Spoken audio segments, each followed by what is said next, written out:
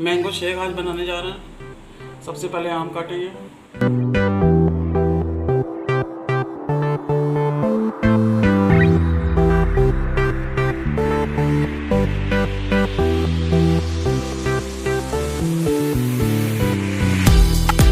आम छील लिए हैं, अब काटने की बारी काटेंगे।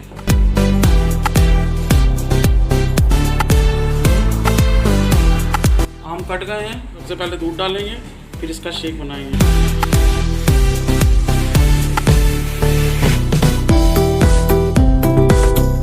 अब हम चीनी डालने जा रहे हैं। चीनी कम ज़्यादा भी आप डाल सकते हैं। कम खाते कम डालें, ज़्यादा खाते ज़्यादा। ये ढक्कन रूह अफ़ज़ा पड़ेगा। उसके बाद बर्फ़ हम डालेंगे।